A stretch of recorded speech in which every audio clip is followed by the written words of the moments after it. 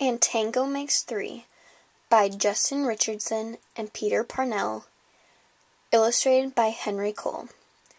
All the events in this story are true. In 1998, it takes place at the Central Park Zoo in New York. It's a story about a couple of chin-strap penguins. In the middle of New York City, there's a great big park called Central Park. Children love to play there. It has a toy boat pond where they can sail their boats. It has a carousel to ride on in the summer and an ice rink to skate in the winter.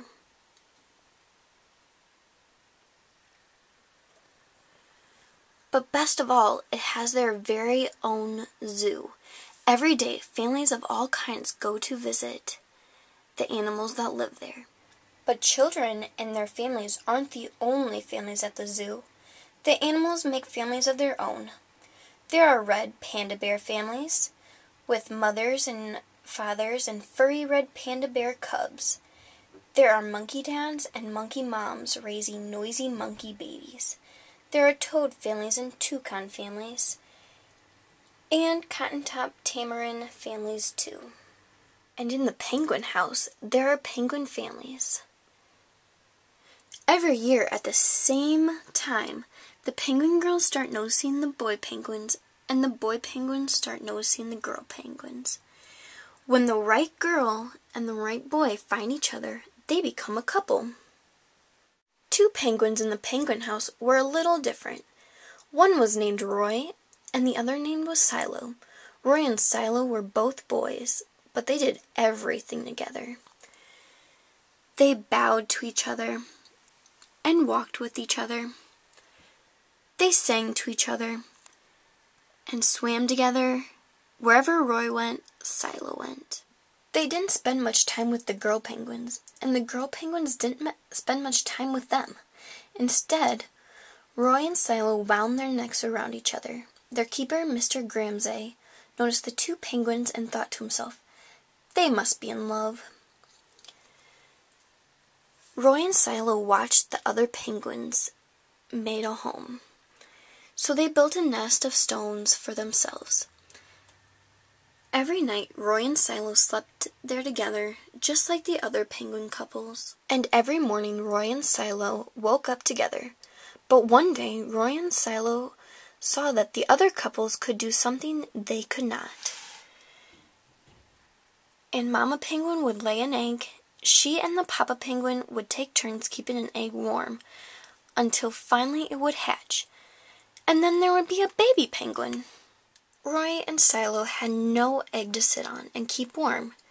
They had no baby chick to feed and cuddle and love. Their nest was nice, but it was a little empty. One day, Roy found something that looked like what the other penguins were hatching, and he brought it to their nest. It was only a rock, but Silo carefully sat on it, and sat, and sat. When Silo got sleepy, he slept, and when Silo was done sleeping and sitting, he swam and Roy sat. Day after day, Silo and Roy sat on the rock, but nothing happened. Then Mr. Gramsay got an idea. He found an egg that needed to be cared for, and he brought it to Roy and Silo's nest. Roy and Silo knew just what to do. They moved the egg to the center of their nest. Every day they turned it, so each side stayed warm. Some days Roy sat while Silo went for food. Other days it was Silo's turn to take care of their egg. They sat in the morning and they sat at night. They sat through lunchtime and swim time and supper. They sat at the beginning of the month and they sat at the end of the month, and they sat all of the days in between. Till one day, they heard a sound coming from the inside of their egg. Peep, peep, peep, peep. It said. Roy and Silo called back, "Squawk, squawk." Peep, peep, answered the egg. Suddenly, a tiny hole appeared in the egg shell. And then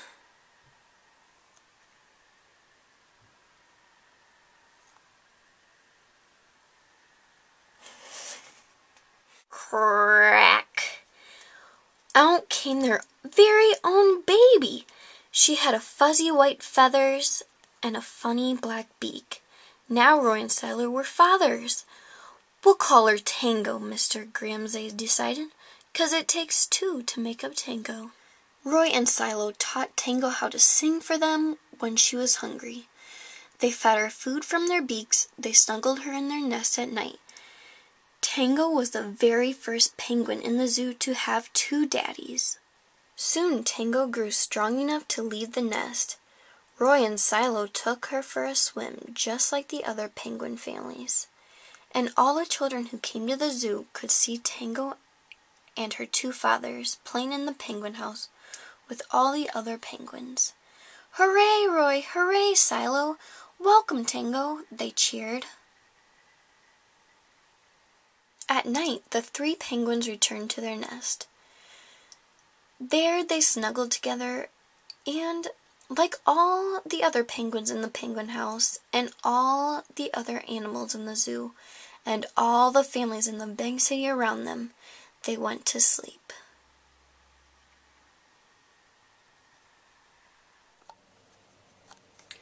This book made the American Library Association's top 10 list of the most challenged books for the past 5 years. In 2013, parents found it objectionable. In 2011, homosexuality, religious viewpoint, and they thought it was unsuited to age group.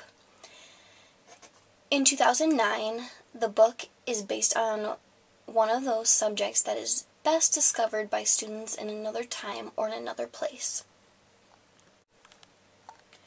In 2008, it was quoted that homosexual storyline that has been sugar-coated with cute penguins and was viewed anti-family.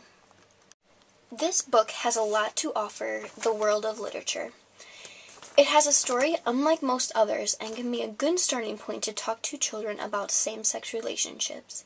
It also helps readers become aware that there are different kinds of families everywhere, so not just one type of family is the right way to live.